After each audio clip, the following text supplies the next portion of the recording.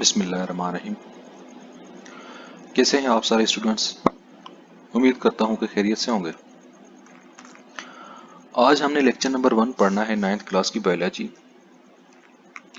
Chapter number 1 से। Chapter number 1 का जो टॉपिक है इंट्रोडक्शन टू बायोलॉजी, बायोलॉजी का तारुफ। हमने बायोलॉजी को समझना है कि बायोलॉजी हम किसे कहते हैं। What is biology? और बायोलॉजी को समझने से पहले आपको साइंस की डेफिनेशन आनी चाहिए कि व्हाट इज अ साइंस।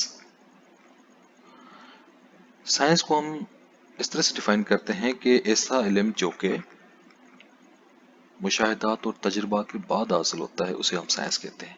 और साइंस की ऐसी ब्रांच जो कि हमें जानदारों के बारे में बताती है उसे हम बायोलॉजी कहते हैं। तो बायोलॉजी की जो डेफिनेशन बनती है वो यही है, the branch of science which deals with the study of life. Science की वो ब्रांच जो हमें जानदारों के बारे में पढ़ाती है उसे हम बायोलॉजी कहते हैं।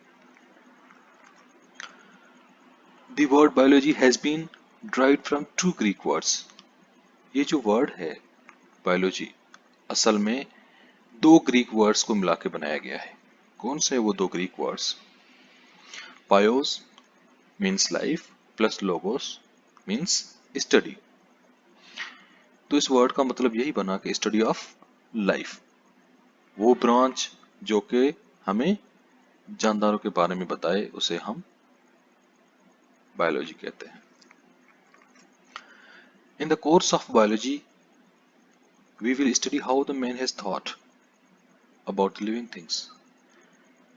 इस कोर्स में हम यही पढ़ेंगे कि किस तरह इंसान जानदारों के बारे में इल्म हासिल करता रहा है। Divisions and branches of the biology. Biology की कुछ डिविजन्स एंड ब्रांचेस है जिसके बारे में हम पढ़ेंगे। तीन मेजर डिविजन्स हैं।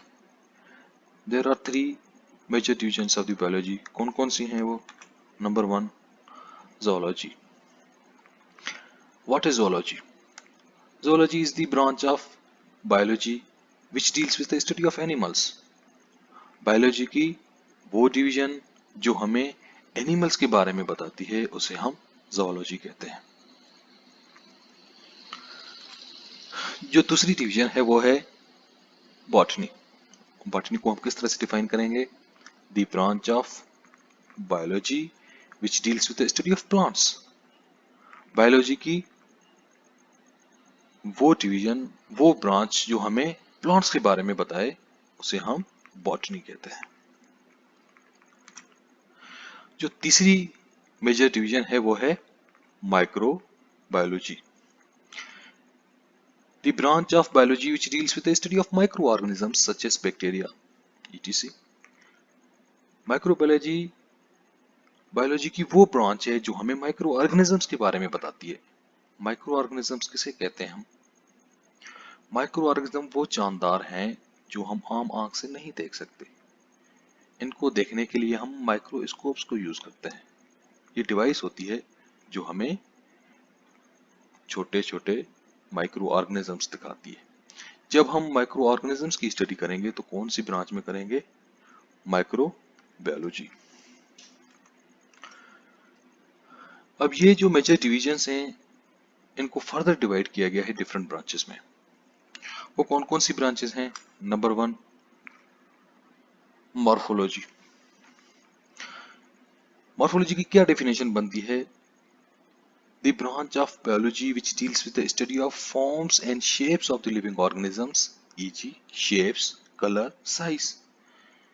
ये बायोलॉजी की वो ब्रांच है जो हमें जानदारों के structures, forms, shapes, colour and size के बारे में बताती है। उसे हम मॉर्फोलॉजी कहते हैं।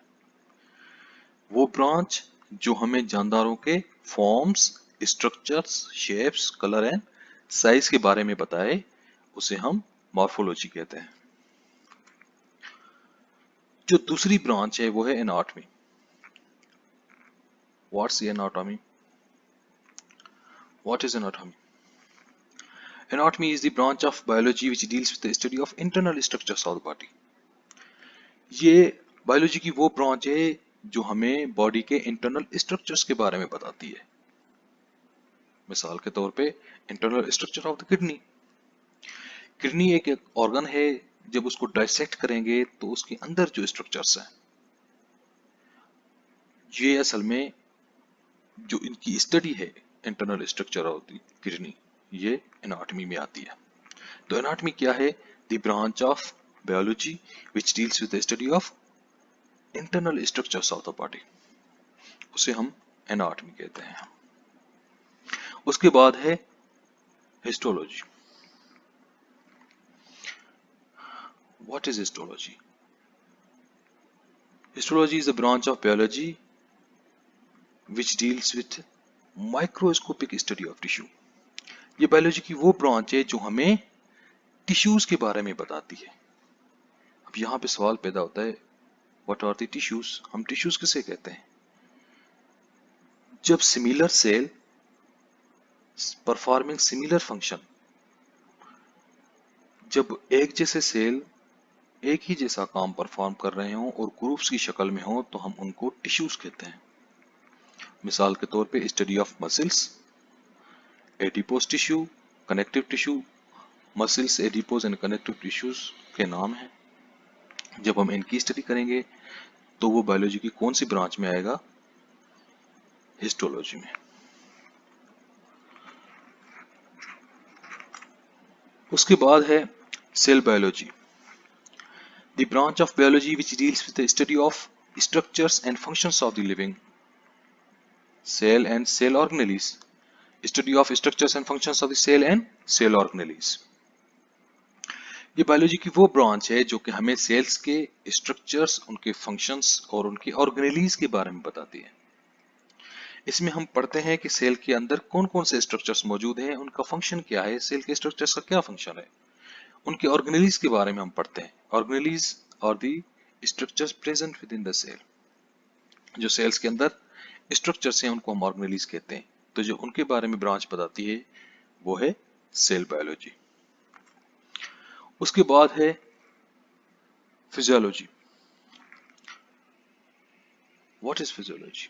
The branch of biology which deals with the study of functions of the different parts of the living organisms, e.g. heart and lungs. ये बायोलॉजी की वो ब्रांच है जो हमें लिविंग ऑर्गेनिजम्स के डिफरेंट पार्ट्स के फंक्शंस के बारे में बताती है कि कौन सा बॉडी पार्ट कौन सा फंक्शन परफॉर्म कर रहा है। मिसाल के तौर पे हार्ट है। हार्ट का काम क्या है? ब्लड को पूरी बॉडी में पंप करना। लंग्स का काम क्या है? ऑक्सीजन और कार्बन डाइऑक्साइड को फिल्टर करना।